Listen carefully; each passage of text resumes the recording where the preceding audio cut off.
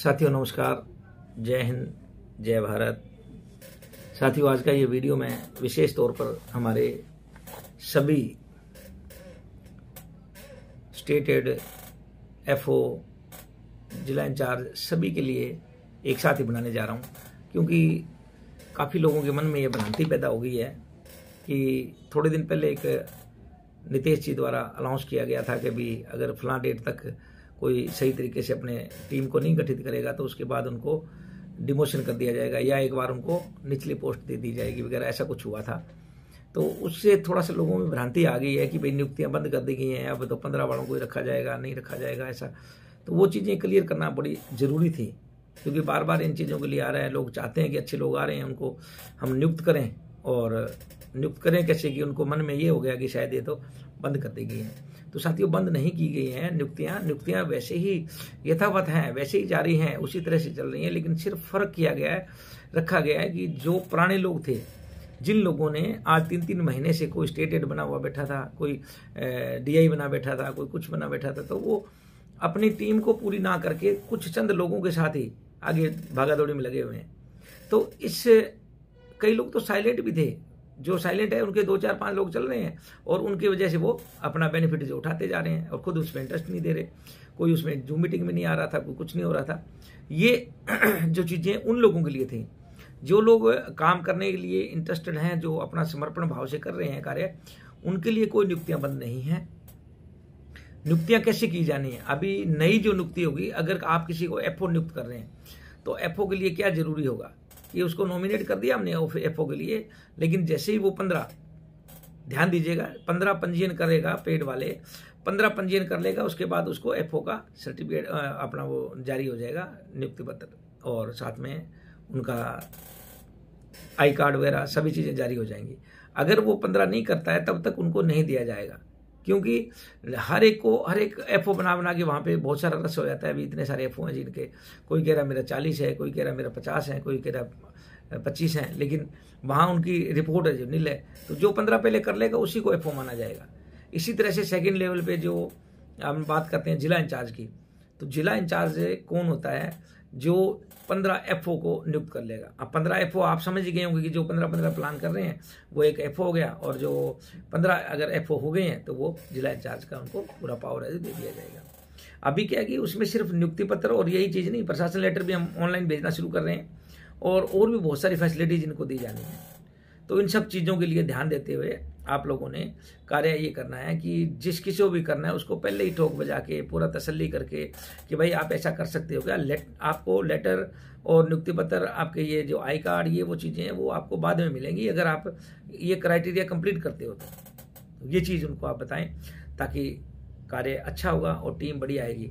कोई time pass वाला नहीं आएगा, सिर्फ वही आएंगे जो प्रॉपर कार्य करना चाहते हैं। अभी जैसे ही हमने ये नियुक्तियां वैसे ओपनली बंद करके चालू की हैं, बहुत अच्छा रिजल्ट आ रहा है, बहुत अच्छे लोग आ रहे हैं इसमें, और 15 लोगों को एक साथ लेके आ रहे हैं। 15 की बजाय कई लोग तो ऐसे आए हैं जो 20 डीआई, 22 डीआई एक साथ लेके आ रहे हैं, कोई 15-20 एफओ लेके आ रहा है। तो इसका बहुत अच्छा पॉजिटिव प्रभाव पड़ा है। लेकिन कुछ पुराने लोगों को ये मन में भ्रांति हो गई है कि शायद तो नियुक्तियां ही बंद कर दे जी, अब हम कैसे करें जी, मतलब बार बार एक कॉल आ रहा है।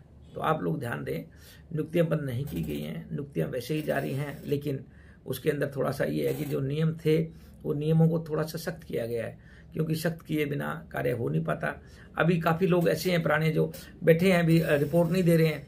अब आप खुद सोचिए कि एक एफओ का क्या कार्य है, एफओ का कार्य है वो फील्ड में जाएगा, लोगों को प्लान बताएगा, और वहाँ से जो पंजीयन होते हैं उन पंजीयन की रिपोर्ट वो देखो सॉफ्टवेयर में तो चढ़ ही रहा है साथ में, लेकिन वो अपने डीआई को रिपोर्ट करेगा और संस्था को भी रिपोर्ट करेगा कि भाई मेरे आज टोटल मैंने इतना कार्य कर दिया है।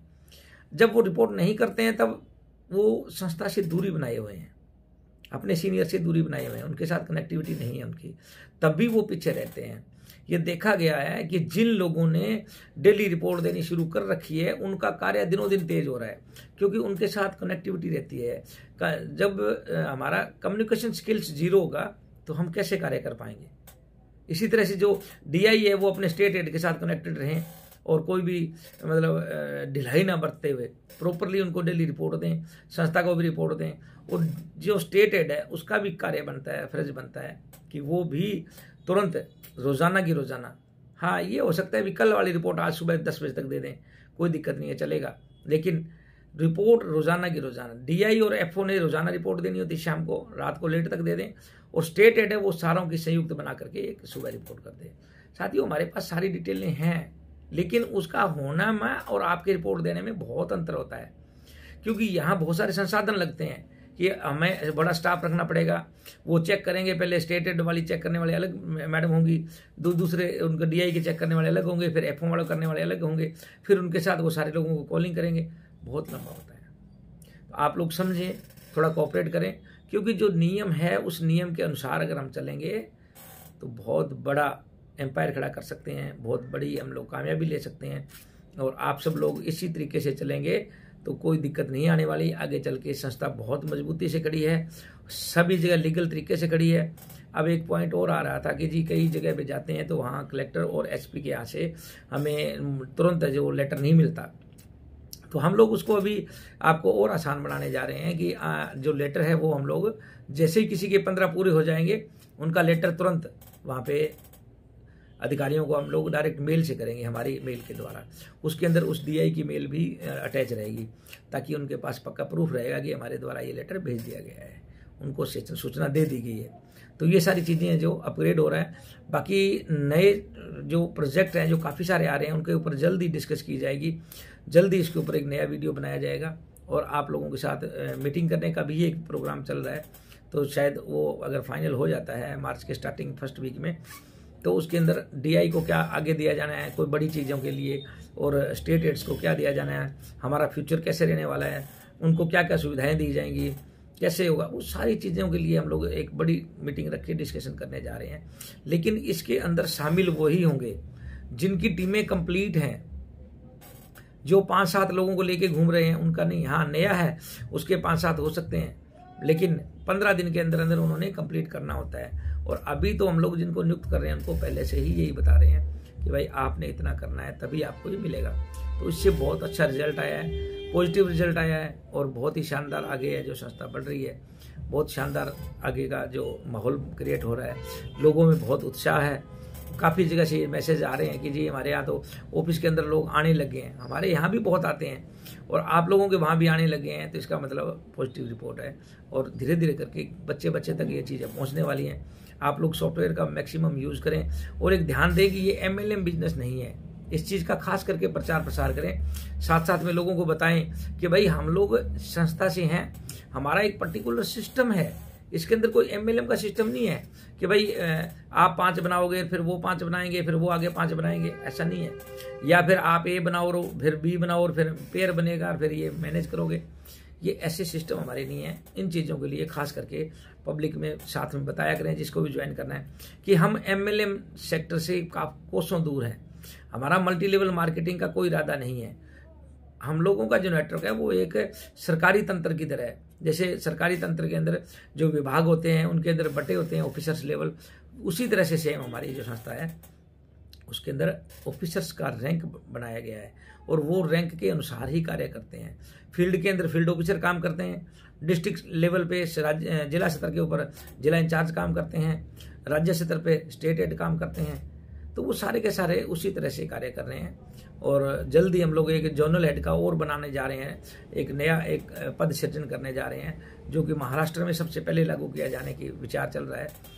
कि वहाँ पे इस तरह की प्रणाली चलती है कि जैसे 4-5-6 जिलों के ऊपर एक जोनल हेड हो जाए, उसके बाद ऊपर स्टेट हेड हो, उनके पास उसी तरह से 10 से जो जोनल हेड हो जाएंगे। तो खैर इस तरह का आगे की प्लानिंग है वो जल्दी लागू करेंगे।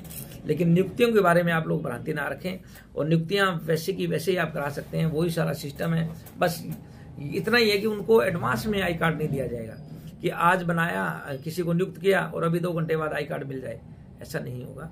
उनको नियुक्ति कराइए, अपने डाउन में लगाइए, और उनका जो आई कार्ड वॉलंटियर का उसके अंदर से निकलता ही है। बाकी का उनको बोलिए भी पहले, क्योंकि जो भी कोई हमारे साथ जॉब करना चाहता है, अगर एक एफओ करना चाहता है तो कम से कम उतनी क्वालिटी का होना चाहिए कि 15-20 तो उसकी जानकारी में डायरेक्ट वो पंजीयन कर सके। और अगर डीआई बनना चाहता है तो ऐसा होना चाहिए कि वो 15-20 लोगों की टीम तो तुरंत खड़ी कर सके। और अगर स्टेट हेड बनना चाहता है तो वो ऐसे DI 15-20 DI तो तुरंत खड़े कर सके, इस तरह की काबिलियत वाले लोगों को रखना है। हमने भीड़ इकट्ठी नहीं करनी है कि ठीक है जी 3 महीने तक वो रेंग के चल रहा है जी, धीरे धीरे हाँ जी बना रहे हैं जी, हम अब कोशिश कर रहे हैं जी, हम ये कर रहे हैं जी। क्योंकि जो लोग नहीं प्रॉपर करने में सक्षम है उन लोगों को रखने की कोई आवश्यकता नहीं है। हमें आवश्यकता है ऐसे जरूरतमंद और समाज सेवी भावना को रखने वाले लोगों की, जो दिल से करना चाहते हैं कि मैं और बहन बेटियों के लिए और समाज के लिए, अपने परिवार के लिए, अपने देश के लिए कार्य करना चाहता हूं। ऐसे लोगों की हमें आवश्यकता है, वो चाहे बहन हो चाहे भाई हो, महिला और पुरुष कोई भी हो, कुछ भी दोनों में से कोई भी चल सकता है किसी भी पद के लिए। और अभी प्रमोशन है जो रेगुलर हो रहे हैं और मार्च के बाद तो एकदम ही होंगे, जो इस फरवरी का और मार्च का जिनका अच्छा रिजल्ट रहेगा उनको प्रमोट किया जाना है अप्रैल के अंदर। तो आप सब लोग रेडी रहें, अपने अपनी टीमों को कार्य कराएं और रोजाना रिपोर्ट देना जरूर शुरू करें। जब तक रोजाना रिपोर्ट नहीं होगी आपके कार्य भी प्रॉपर नहीं बढ़ पाएंगे और अपने सीनियरों से और संस्था से डायरेक्ट कनेक्टिविटी नहीं होगी तो दिक्कत नहीं आएगी। एक जरूरी बात और थी कि अभी हम लोग इसमें रसीद बुक्स वाला जो मैटर है वो थोड़ा टफ होता जा रहा है, क्योंकि वहाँ से रिपोर्टिंग मेल दोबारा रिटर्न में आना बड़ा मुश्किल हो जाता है। तो अभी CA से जो मीटिंग्स हुई हैं उसके द्वारा अभी हम लोग इसको ऑनलाइन करने जा रहे हैं टोटली, कि रसीद उनकी ऑनलाइन ही निकलेगी। तो ऑनलाइन निकलने लग जाएगी सॉफ्टवेयर से तो प्रॉब्लम खत्म हो जाएगी जी, मेरी रसीद बुक नहीं पहुंची जी, मैं कैसे करूं। फार्म उनके वहीं स्टेट हेड ही प्रिंट करवाएंगे, DI ही प्रिंट करवाएंगे, तो वहाँ पे मटेरियल है जो तुरंत मिल जाया करेगा। और थर्डली एक जो मेन और है जो आई कार्ड का, वो भी हम लोग जल्दी कर, यानी कि करीब करीब पार्सल का टोटली कार्य यहाँ से जो लंबित होने का लोगों को शिकायत थी वो बिल्कुल खत्म होने वाली है, क्योंकि यहाँ से पार्सल भेजना ही बंद हो जाएगा। प्रशासन लेटर आपको मेल से भेजेंगे और जो आई कार्ड है वो सॉफ्ट कॉपी भेजेंगे, जो फार्म और पंपलेट है वो वहाँ से प्रिंट हो जाएंगे, रसीद है जो ऑनलाइन निकलेगी, तो बाकी कुछ बचा ही नहीं है। पार्सल सिर्फ आप लोग भेजेंगे प्रति माह, जितना कार्य हुआ है, जितने फॉर्म भरे गए हैं उनका वहाँ से वो डिटेल है, जो रसीद बुक का नंबर ऊपर लिख देंगे, वो हमारे पास ऑलरेडी है ही है और सॉफ्टवेयर में वो तो रिकॉर्ड रहेगा ही। आप उनका फॉर्म के ऊपर अपने स्टैंप लगा के जो DI हैं वो करके उनका चेक सभी का कि सही है, इनके फॉर्म इतने ही पंजीयन थे, उनका यूजर ID नंबर वगैरह लिख के और वो पार्सल बना के भेजेंगे। उसी के अनुसार उनको जो मानदेय वगैरह मिलेगा। अब मानदेय वाली बात भी इसी में क्लियर कर देते हैं। बहुत सारे लोगों का भी 1% का आया, मैं नाम तो नहीं लूंगा यहाँ, कहते सर मेरी जनवरी और दिसंबर और जनवरी की मेरी सैलरी नहीं आई है। तो मुझे बड़ी हैरानी हुई, मैंने कहा जी क्या हुआ, सैलरी क्यों नहीं आई हमारे यहाँ? तो एक दिन लेट करने पे पेनल्टी लगती है, लेट होता ही नहीं कभी, क्यों नहीं आई है? बोलो जी पता नहीं, मेरे सीनियर है वो कह रहे हैं जी पता नहीं क्यों नहीं आई है, आ जाएगी कर रहे हैं।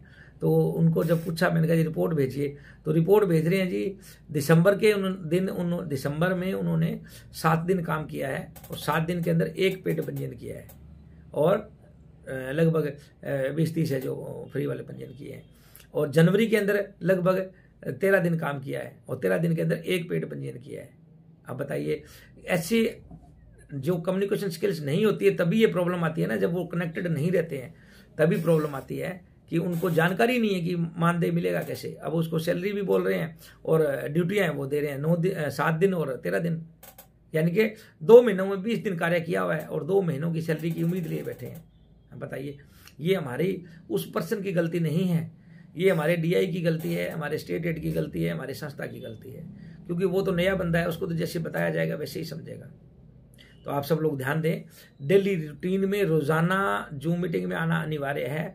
रोजाना जूम मीटिंग में आएँ और जूम मीटिंग में अपनी टीम को लेके आएँ, तभी ये पूरी जानकारियाँ होंगी। और किसी के मन में कोई भ्रांति ना रहे, प्रॉपर उनको लें। किसी का हमने शोषण नहीं करना है कि भाई फालतू में 1-2 महीने काम करा लिए और उसके बाद उसको बताएं, ऐसा नहीं होना चाहिए साथियों। रोजाना की रोजाना उनको डेली का डेली चार्ज करें, उनको बताएं, समाज सेवा की भावना उसके अंदर भरें और उनका अपने जीवन यापन के लिए अच्छा कार्य करते हुए बढ़िया अपने आजीविका चलाने के लिए अच्छी अर्निंग का सोर्स दें और उसके लिए पूरी जानकारी दें कि भाई ये ऐसा करोगे तब ऐसा आएगा। इसमें सभी का फायदा है, आपका भी, संस्था का भी, उस पर्सन का भी, हर एक प्रत्येक पर्सन का फायदा है। तो आज का ज़्यादा लंबा नहीं करूँगा, लगभग 15 मिनट होने वाले हैं, तो मैं यहीं से इजाज़त लूँगा। और कभी भी कोई अधूरी जानकारी से किसी को ज्वाइन ना करवाएं और उनको प्रॉपर बता दें हर एक को कि भाई ये 15 वाला मैटर है जो कंप्लीट होगा तभी हम लोग करेंगे, क्योंकि DI के नीचे 15 FO होना जरूरी है, 15 FO को नीचे 15 पल्ले पंजीयन होना जरूरी है, उसके बाद इसको FO माना जाएगा। इसी तरह से 15 DI कंप्लीट होते हैं तो उसको स्टेट हेड माना जाएगा।